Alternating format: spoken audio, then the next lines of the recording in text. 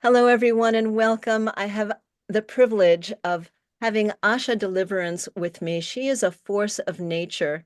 She's an organic farming pioneer, a builder of geodesic domes. Asha, you founded back in the day, perhaps you'll tell us when, Pacific Domes, your successful company that you still run. You are actively involved in the practice of holistic health as a midwife. You are also a peace activist, hosting forums to bring thought leaders together in fields related to science and consciousness. You've been designated the 13th grandmother of the Hippie Tribe. I'd like to hear a little more about that. And you wear so many other hats, including the beautiful one you have on now. Can you please tell us what you'll be offering, what you'd like to present on December 13th when we go live? Beautiful. Yes, on December 13th, I would love to address some of the projects that we're currently engaged in. One of them is building a model village, which most of the uh, young people are excited about because it brings them into community where they can express their what they came here to do. Truly, is to build the new earth and build community with all the appropriates, everything. And so what we're doing is we're creating a team that will help build out the business plan basically, because everything is still done in business at the moment, and as soon as we get that launched, we'll be able to have a better offering for young people to join.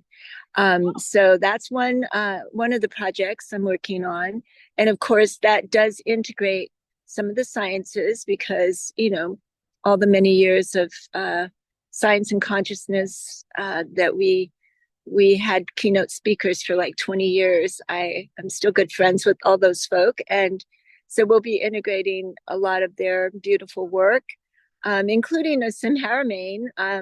If he's one of my faves, of course, and um, yeah. So, and then also we're and it's kind of a culmination project for me of my life because I was started my life with agriculture.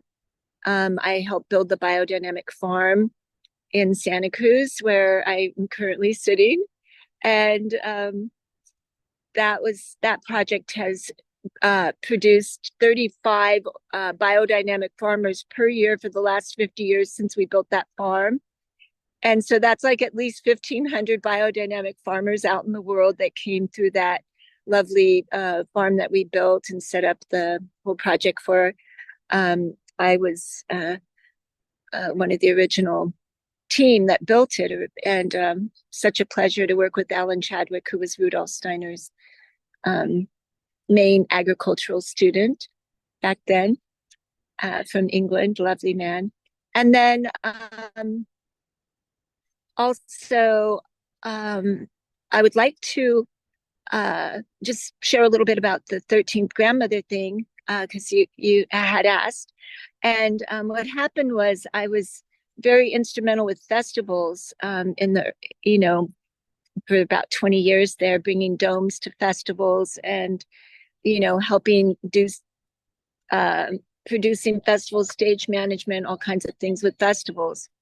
And during that time, I was part of Earth Dance, and Earth Dance was a global festival where people all over the world prayed for peace together.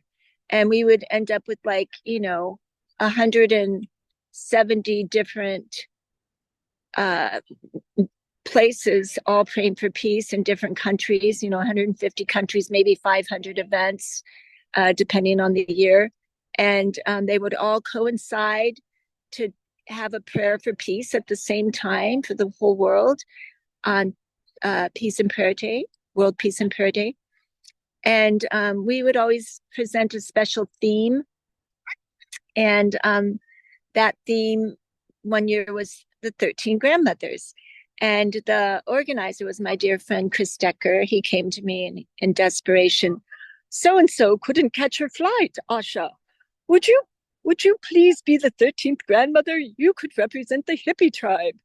And so I sat there and, there was some beautiful women, Barbara Marx Hubbard and Ina May Gaskin, and some of the lovely grandmothers from other countries that we, uh, are still able to listen to their beautiful wisdoms. And I was number 13. And when it came to my turn, I never know what I'm going to say. Like, I don't know right now what I'm saying, but it just comes. And so you're supposed to say your name and then talk for 5 minutes. So I said my name and then Asha Deliverance. And it is not me that's going to speak to you today. It's the Divine Mother. And I don't usually channel. So I was like, okay, what's this about? And then all of a sudden she starts coming through and says, um, during these transitional times, call upon the beings of light. They're here to support us in every way. And we just simply need to ask. And I think that message is still very pertinent right now. So that's why I'm sharing that. Call upon the beings of light. They're here to support us.